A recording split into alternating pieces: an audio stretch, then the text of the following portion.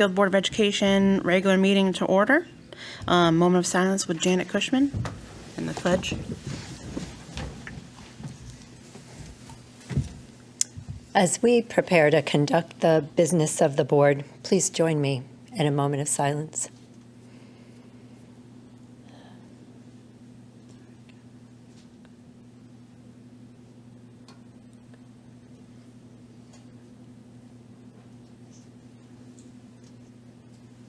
And now the pledge.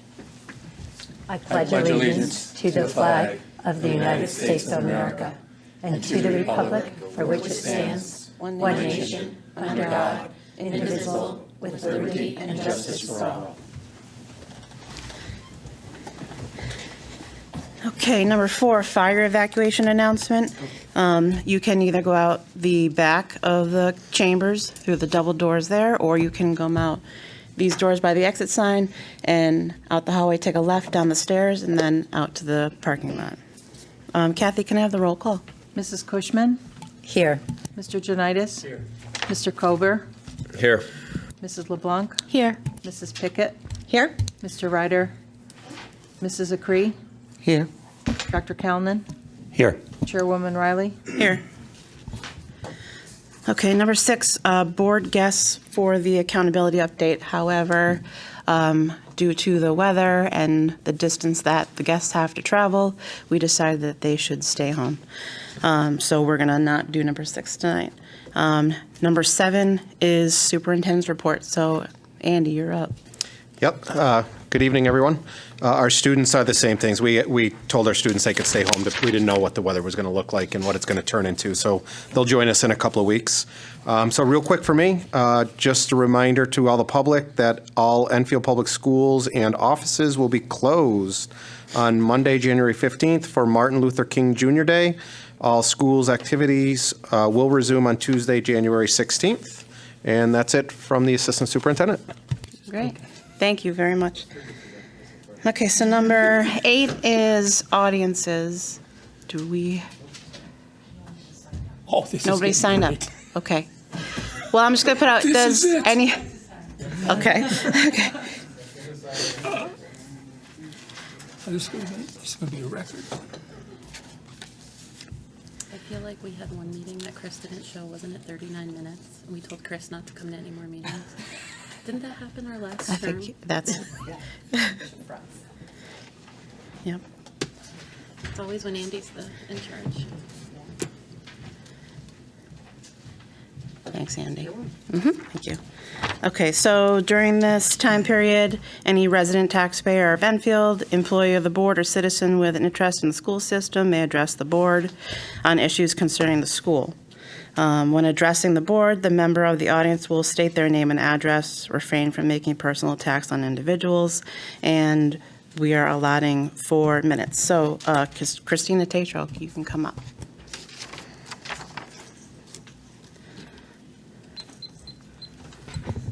Hi, everyone.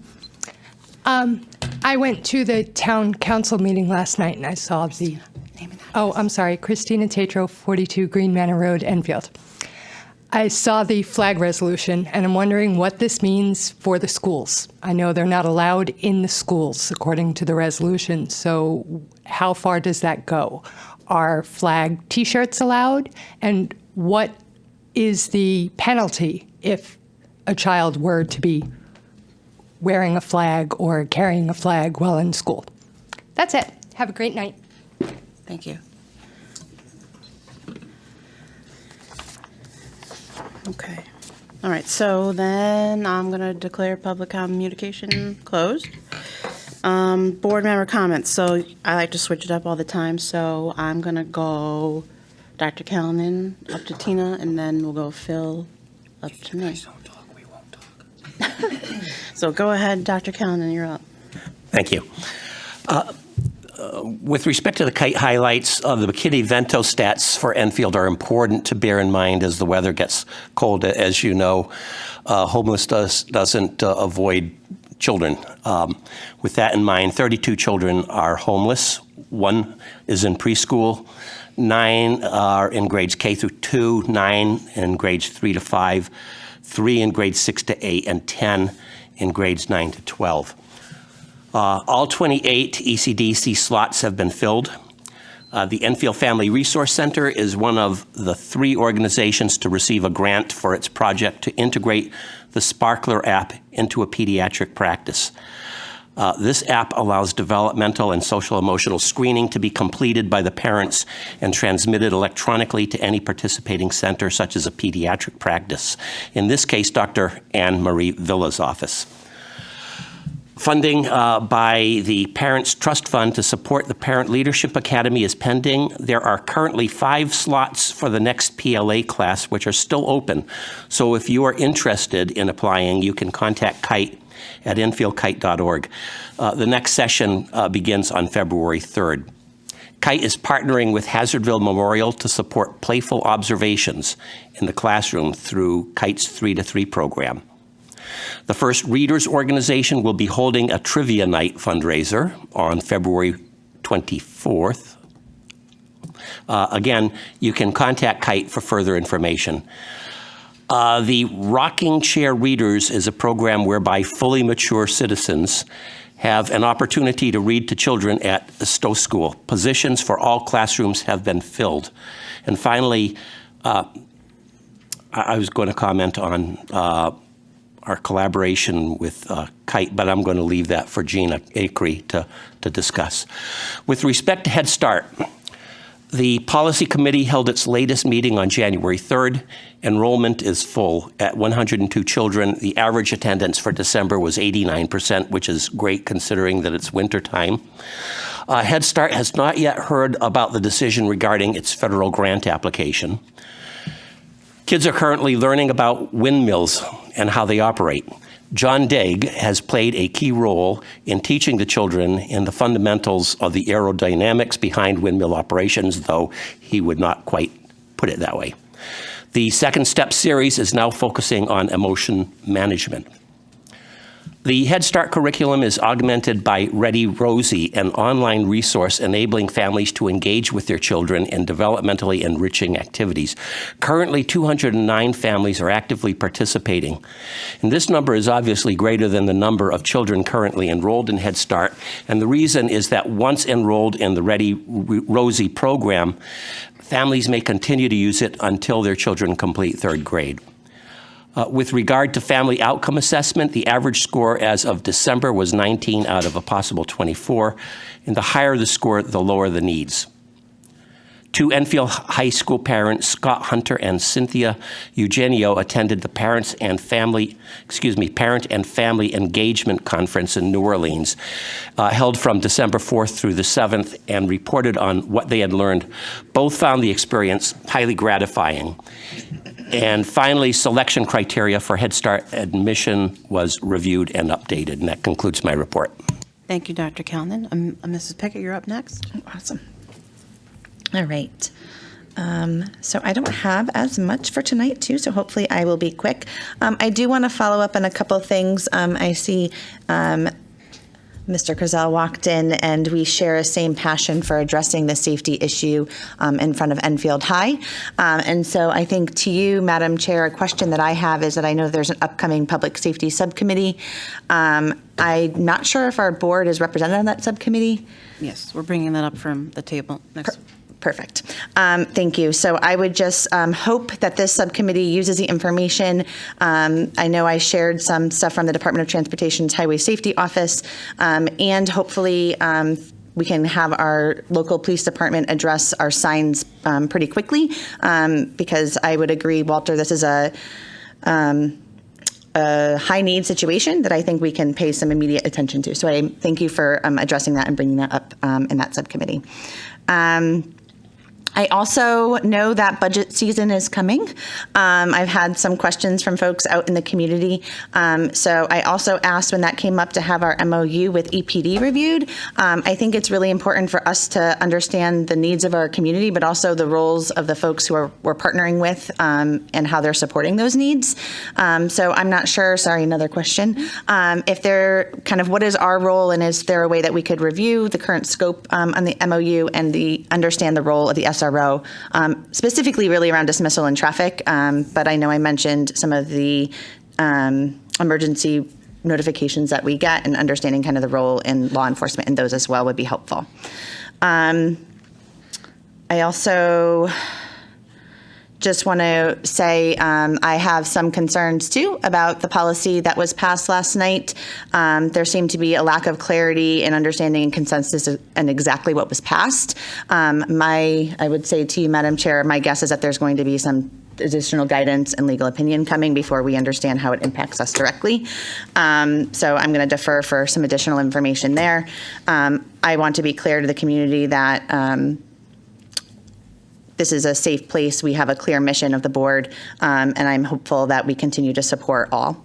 Our schools continue to do good work. I encourage families to look at their principal newsletters. There are some upcoming fundraisers, both at Enfield Street School and at Parkman. Thank you for the area businesses that continue to partner with our schools and contribute to fundraisers. Hot Table fundraisers on the 16th, Enfield Produce and Deli on the 25th. And that's it for me tonight. Thank you. Thank you, Mrs. Pickett. Mrs. LeBlanc? Sure. I'll be brief. I just want to send a special thank you to Lori Gates. I was honored to have been able to ride in one of the Wreaths Across America trucks. It was a very heartwarming and humbling experience. I met a wonderful veteran named John, truly a hero, and loves his family, and he was teary-eyed through the drive to see how great the community was in coming out and supporting Wreaths Across America. This was his first drive, first time participating, and he was actually driving the wreaths that were going to Shanksville. He lived near that area. It was just a very wonderful event, and to see him be so touched and having talks with him about his family and what he had been through. The veterans are so humble about everything they've seen and been through, and it was an amazing experience. I also want to give a shout out to the Friends of Rachel, the pancake breakfast. I saw Miss Acree and Miss Cushman and Miss Pickett, and it was a great event. Lots of talented kids were showcased in there, and shout out, to the people that organized that. I also, Ms. Tatral, I've been getting a lot of messages today. I think there's a lot of gray areas as to what's going to happen in the buildings, but I will make sure that I do my due diligence to find out. I know that there was a legal opinion not too long ago regarding use of our buildings or having people on our property during the day. Just to kind of give everybody a little history. I don't know if you remember Miss Acree and Miss Cushman, but they were going to open up the high school track to allow residents to walk on the track during the day while the school was in session, and then ask residents to leave if the kids needed it. And there was a discussion over, safety. Having students out there and teachers and perusing the ground. So I believe there was a legal opinion on what happens when kids are in session. So it's a big gray area. So we're all learning, but I will definitely look into that. And I just want to add that I want to extend my sympathies and condolences to the families in Summers and the tragic fire. I cannot formulate words to even say what you're going through, but seeing the surrounding communities, your own community, we have good people in our communities. And again, my condolences and my deepest sympathies to you all. That's all I have. Thank you, Mrs. LeBlanc. Mr. Colbert? All right, good evening. I'll be brief as well, and actually I'm going to echo a little what Mrs. LeBlanc just said. I just kind of wanted to take a moment and recognize, the Summers Public School District and their community and the loss that they suffered just 1 week ago today, and obviously that we all keep them, on our minds, and anything that we could do to lend support to them. We're definitely here. I also just quickly wanted to make a comment. I know several board members received a couple more emails regarding an issue with a coach and athletics. I just kind of wanted to reassure people that, that has been referred to the superintendent's office for review and any action. So obviously we can't comment on it. We're generally not going to reply, but we did receive that, and it's going through the proper channels. And then also through the chair to the superintendent's office, I just want to request an update. I know I sent some requests for information. It was about a little over a month ago, and I hadn't heard anything. So if we could just follow up and try to get an answer on that, I'd appreciate it. That's all I have. Thank you, Mr. Cooper. Ms. Acree? Good evening. From the desk of Mr. Andrew Dupere, students are continuing to work hard during the excitement of their first winter storm. Currently, students are completing their winter iReady diagnostics, working towards their personal bests. Upcoming events, just a few. Crandall is having a literacy and numeracy night, which will be held on Wednesday, January 24th. We will have, it says, hot chocolate, book swap, fireplace reading, cool math games. They're also having a 50-50 raffle. So put on your cozy PJs and join Prudence Crandall that night. They're also having the Crandall Winter Chorus and Instrumental Concert, which will be held at Enfield High School at 6:30, and that will be on January 25th. We can't wait to hear the beautiful music. I'm also looking forward to attending both the literacy and numeracy night and, of course, the concert. I would like to also add, Crandall is having a shoe drive to help raise funds for their field day at the end of the school year. Crandall is looking for donations of gently worn and new shoes. You can bring the shoes to the school from January 8th to March 7th. I'd also like to add, Mr. Zanoni, I did see your email. I didn't forget. So I will address that at the next curriculum meeting for you, okay? Thank you. That's it. Thank you, Ms. Acree. And Mrs. Cushman?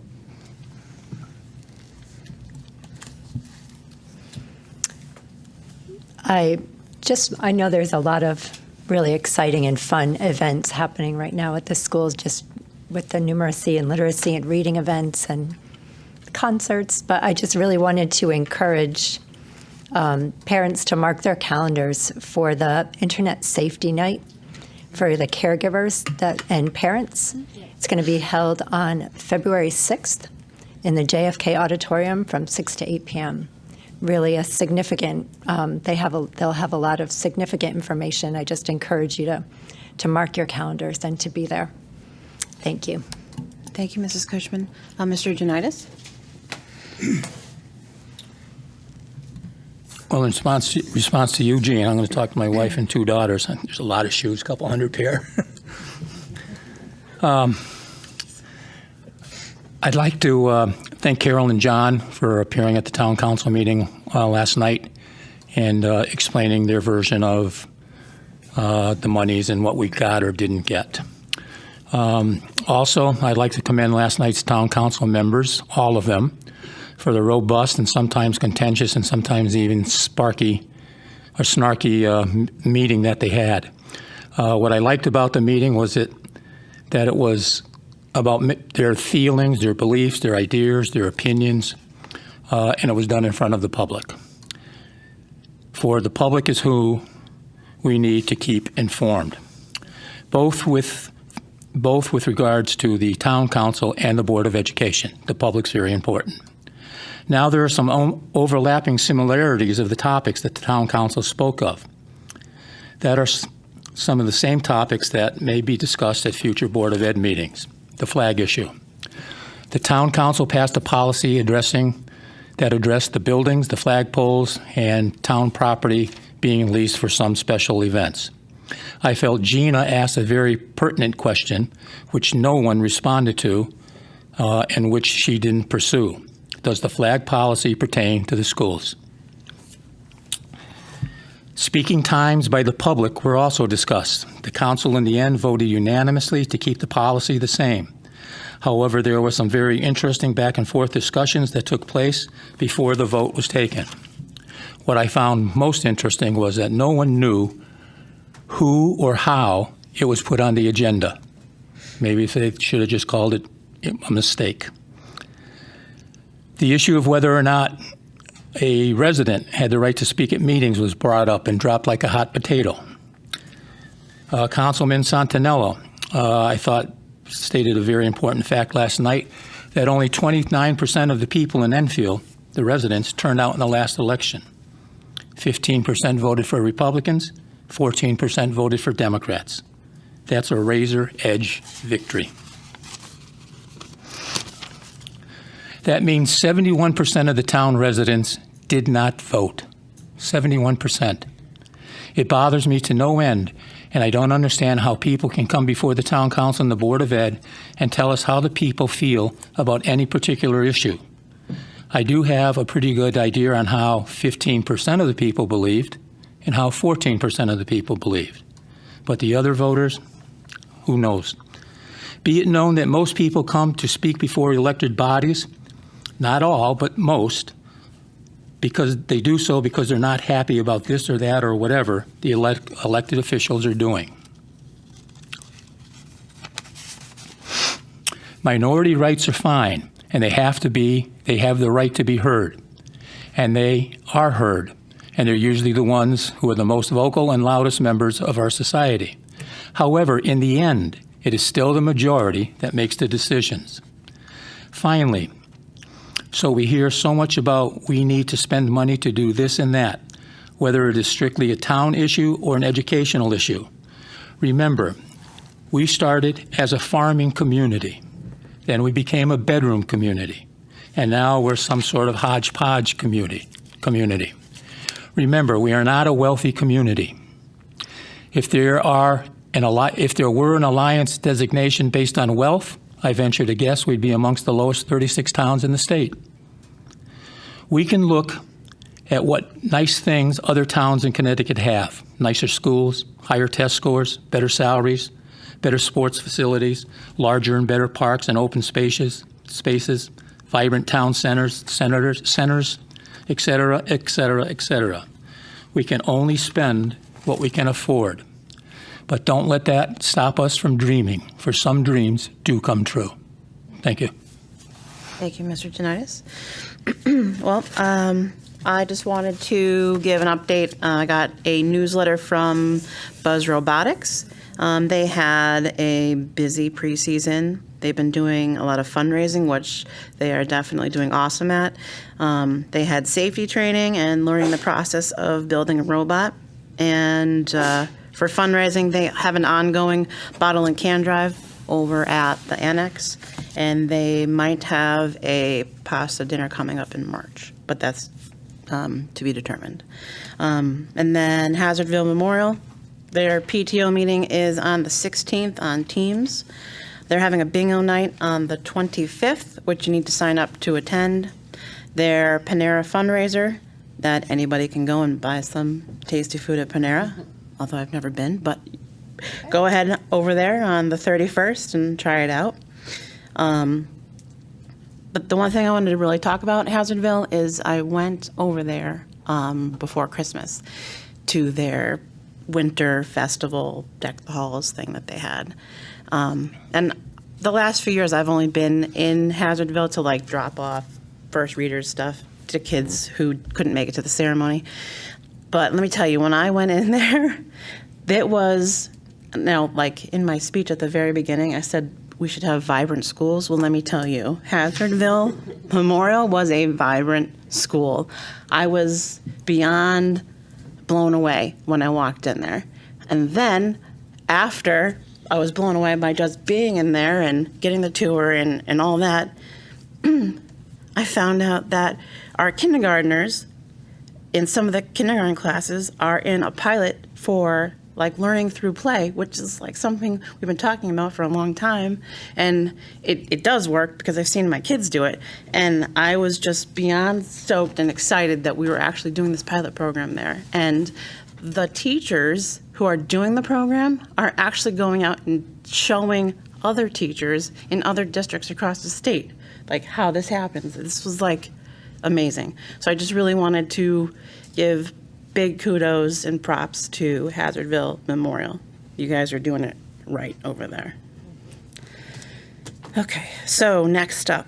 Yeah, sure. Go ahead. I just Wanted to let families know progress reports are being sent digitally on the 19th. I know as a parent, sometimes email, like it just looks like another notification that comes through. But pay attention because those are coming on the 19th, and that's important information to share. And I would also say I stopped by Hazardville and it was amazing, and Stowe was also really amazing. And we can keep talking about all the gems of Enfield. Yes. Yeah, and definitely check in your spam folder because sometimes those reports go in spam folders for some reason. All right, so number 10, unfinished business, we don't have any. Number 11, new business, policy revisions and proposed new policy first readings.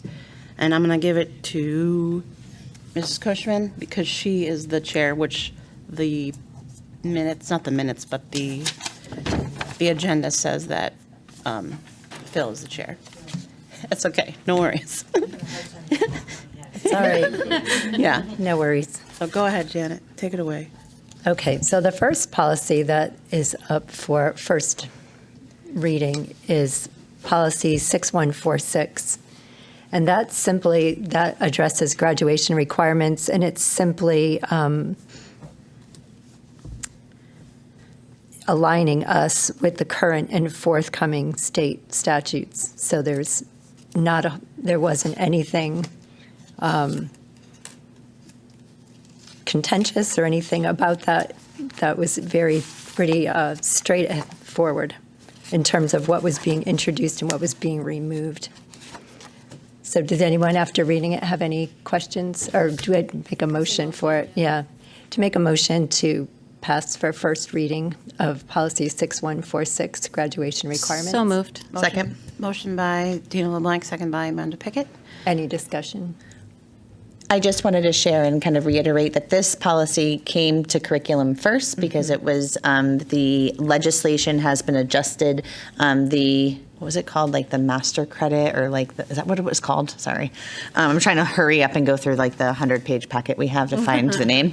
But that is no longer a legislative mandate, and we determined that was kind of something we put into place but wasn't added value and was actually a hoop for students to have to jump through, that they demonstrate their mastery of learning in many other ways. And so that was, I think, a nice partnership of both committees to support that. So thank you. Thank you for clarifying. Any other discussion? Chairwoman Riley, could I just add, just for the public, I hear a lot about personal finance for kids. That also is in the policy, so that's been added as well. I know that is a real hot topic, teaching kids about personal finance. That's in our policy now, so that is a part of requirements, an elective class. And also it reflected the change of credits by graduation date. So the change of graduation credits are built in for each graduating class as you move forward. So this is a great policy. I appreciate it. Okay. Any other discussion? Kathy, roll call. Mrs. Cushman? Yes. Mr. Janitis? Yes. Mr. Kober? Yes. Mrs. LeBlanc? Yes. Mrs. Pickett? Yes. Mrs. Acree? Yes. Dr. Kalnin? Yes. Chairwoman Riley? Yes. Motion passes. Mrs. Cushman? Next one. Okay. The next policy to introduce is policy 6159. Oops, I'm sorry. Thank you. Individualized education program, special education program. This is also a state mandated change and extends student eligibility for special education services to the end of the school year in which they turn 22, rather than simply ending their services on their 22nd birthday. So Motion. can I have a motion. Yep. Motion by Second. Mrs. LeBlanc, second by Mrs. Pickett. Any discussion? Go ahead, Ms. Pickett. Sorry, I'm always that person. I think, again, policy is one of our really most important duties, and thinking about the impact and implications of policy. Special ed is a complicated process. It is protected by federal law. I'm wondering about, again, the implications, the recent staff retirement of Amy Whitbrow and kind of the family partnership work that was happening there. what we were heard about from Kite and Stowe about the family engagement work, how the district supports families with this process and their rights. I'm wondering if maybe that could be a board presentation. I don't think it's not I'm fully supportive of the policy. I'm more wondering about how we support the policy in practice. So I'm asking maybe future board presentation on how we support families with understanding the special ed process and their rights, especially in regards to this policy. Okay. Any other discussion? I have, when I was reading through it, on the first page of the policy in the red section, just when we write it up for final, the word regulations is misspelled. That's all I wanted to add. Regulations. So is there any other discussion? No? Okay, so Kathy, can I have a roll call vote when you're ready? Oh, yeah, regulations, yeah. Usually catch those. We'll get it. Sorry about that. Spell check just. It is usually Janet that catches us. I know it.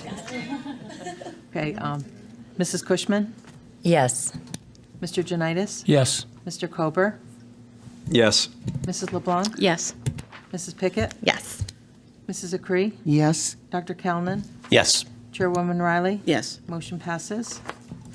Okay, Janet, 6162 is next, right? Yep. Policy 6162.51, survey of students. Could I have a motion to? Motion. Second. Motion made by Ms. Lang, second by Ms. Pickett. Any discussion? This is the survey of students. This one was actually addressed because of we had discussed eliminating from this policy on surveys of students the invasive physical examination section. This section caused a lot of alarm and confusion recently. And so to avoid this, our recommendation was to create a new policy in which that physical examination piece could be separated. So it would still be part of our policies, but it would not be included in our school handbooks. Any other discussion? I'll just add that I agree that this needed to be looked at, and then we learned that this had to be in a policy because it's federal, and although we didn't agree with the wording or didn't quite understand why it was in the policy, I appreciate the work of the policy committee to kind of come up with a solution that everybody was comfortable with and get the information on it and break it out. So I really just wanted to comment that thank you for your guys, all your work on that, and Mr. Lunke as well. Yeah. And go ahead, Mr. Janitis. So, Tina, what you're saying, came down from the federal government? Yeah. And we have to use that. Wow. If I can give you a little bit of a background, That's all right. It's the federal government. You're not. I really dislike this so much. Honestly, it's not something that happens here. We learned it's something that happens in a more rural area that students don't have access to pediatricians or even hospitals that are localized. It's not something that happens, here in Enfield, Connecticut, but it is a federal United States policy, and it's not necessarily for our district, but there are school districts that actually have to do this. So we don't necessarily have to do this. Or We do? have to Has to have be a there. policy for it, but it's not something that happens in Enfield. Okay, so we're not asking political affiliations, religious beliefs, and all that stuff. I think the confusion is we split the policy. There's now two policies. Yes. The motion on the table right now is just 6162.51. We'll get to the evasive piece next, but we got to stay on this policy. Yes. So this policy is just on Okay. student surveys. I thought you were talking about the invasive physical Yeah. examination. So we'll get there. 6162.52, so we're going to bring that up as a separate one next. So we're just talking about Ms. the first Cushman, one. we'll make a motion on that one next. I'm once sorry this if one I caused passes. confusion. I was just happy that No, you guys did that's the work okay. to pull Never it mind. out. Okay. No, that was a good explanation of why it's there in the first place, why it is something that's mandated. Yeah, I So- remember all of us were looking at Yeah. it like, Why? Yeah. Yep. Yeah, definitely. Any other discussion on .51? Mr. Coburn? I'll just throw the last piece. So this revision is going to go hand in hand with the new policy, 6162.52. So just for the public's awareness, this was all one policy that's being revised, leading to that new policy that we'll discuss next. Okay. Anyone else? Okay, roll call, Kathy, please. Mrs. Cushman? Yes. Mr. Janitis? Yes. Mr. Kober? Yes. Mrs. LeBlanc? Yes. Mrs. Pickett? Yes. Mrs. Acree? Yes. Dr. Calnan? Yes. Chairwoman Riley? Yes. Motion passes. Okay, Mrs. Cushman, 6162.52. Okay. So this is the new policy, the survey of students that includes the wording of the invasive physical examinations. Could I have a motion? So move to accept the first reading. Moved Second. by Mr. Kober, second by Mrs. LeBlanc. Discussion? Anyone? Yes. Okay. So could you briefly explain the difference between .51 and .52? What is the federal government telling us to do now? Here, On 616.52. 52. They're telling us that we have to have this wording regarding invasive physical examinations. So we pulled that invasive examination That was that one. out of this one Okay. because this will go home, but this one won't. But it still has to be there legally. So we made it two policies so that it's still legally there and we're following law, but we won't confuse or upset parents. Because Okay. we don't do that because we're not a rural community. We have access. Yeah, we have to access healthcare. to pediatricians and. But Peter, are you, doctors. I am a little confused by the forms that are accompanying the policies. So there's Form 2 that's talking about certain inspecting instructional materials and requirements regarding survey analysis and evaluations that are outside of the invasive They're in both, they're the same forms. medical, that are listed as 6162.52. Yeah, it looks like that form is the same form. That won't be included. That's a good point. That 5.2 will not have a form. Oh, we can scratch that. Yeah, for the that next form one. can come out. We can remove that, Yep, it's not applicable at all. Okay, just Form 2, right? all right. So it would end with the policy of the invasive physical examinations, the citations of legal reference, and That's that it. would be it. There would be And no that- forms. And it would stop there. Thank you. Yep. Okay. Okay. Anyone else? No? Okay. Kathy, roll call, please. Okay. Mrs. Cushman? Yes. Mr. Janitis? Only to vote against the federal government and their invasive stuff, I'm going to vote no. Mr. Kober? Yes. Mrs. LeBlanc? Yes. Mrs. Pickett? Yes. Mrs. Acree?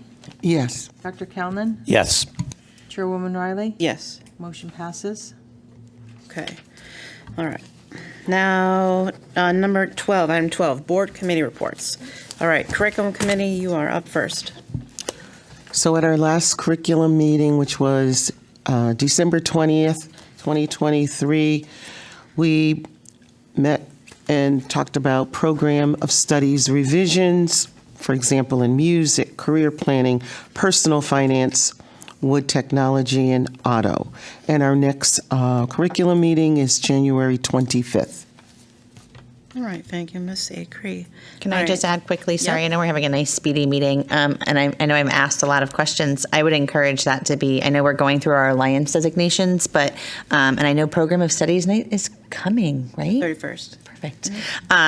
That would be a wonderful, maybe condensed board presentation, or maybe something that like we can just put out as far as like a nice little video of how to use that tool and what. Could you say what that is again? I'm sorry. Sorry, it's okay. It's been put into writing. Don't worry about it, Andy. Just that I know the work of John Daig in making the program of studies digitally accessible and the amount of pathway work that the district has done. I think it's an opportunity for us to highlight the efforts of combining the schools and the opportunities that has created, and the work of our district. Thank you. All right, so finance budget committee is up next. So nothing significant to report. Our meeting yesterday had to be canceled. Our staff liaison was not available for that meeting, so it's been rescheduled to January 17th at 5 p.m. At that point, we'll get the expenditures for December. And then we will be getting into the next year's annual budget to start reviewing that. So that's all I have, pending any questions. Thank you. All right, Policy Committee? Just as a reminder to the public that the first reading and second reading policies are available online if you wanted to read what we've been discussing. Just under the Enfield Schools website, going under the BOE and then policies, and at the very bottom of the list is a section, a link for revisions and public comments, and that's where you'll find them. Our next meeting is next week, Tuesday the 16th at 5:30. Thank you very much. All right, leadership, we met on the 3rd. We started talking about budget. We don't have a next meeting scheduled, but I'm sure there will be several of them to go over budgetary items and such. Pre-K 5 School Modernization Committee, their final meeting is this Thursday at JFK. Joint Facilities, their last meeting was canceled. Their next meeting is Thursday, the 11th, which is this Thursday as well. So that should be a busy day. The JFK Building Committee, I still don't have any emails on when that last one was or when the next one is. Yeah, that would be Scott's report. Yeah. Joint Security Committee, it's going to meet, it meets Friday the 19th. Yes, Amanda, your questions and concerns will be addressed. Phil brought that up from the table last time, so those will be discussed, and that's about all we can say about that. Mental Health and Wellness Committee. So Dr. Callan and I met with Mr. Longy last Friday to generate ideas and how we can move forward with our new committee. Our first step in this process will be to issue a survey to all the principals of each building. We're going to start with the primary grades, for example, preschool and K-2, and then we'll meet with 3 to 5 principals and then secondary principals. So we will look at the data collected from the surveys. They will be used as talking points when we meet with each group of principals to assess the needs in the district. So it's meeting with the principals first, collecting data from the survey, and then we're going to take it from there for the next step.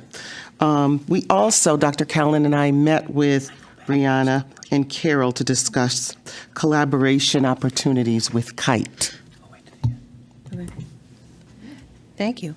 Enfield Culture Arts. Yes, I'll be getting the email invites to add onto my calendar, but I wasn't able to attend the last meeting, but I'm hoping we can, once I get the invites, I can add them to my calendar and attend. Perfect. Does anybody else have any other questions that they want to bring up to a committee? I'd like to ask, go back to the curriculum committee for a minute. Does anybody know whether or not Mrs. Middleton did anything about research on modified classes? She said she was going to, and I don't know if she did or not. I would assume she might No? address that at the next meeting. Okay. Right. I heard it was on the agenda or was asked to be on the agenda for the next meeting. I don't know where we are with that, though.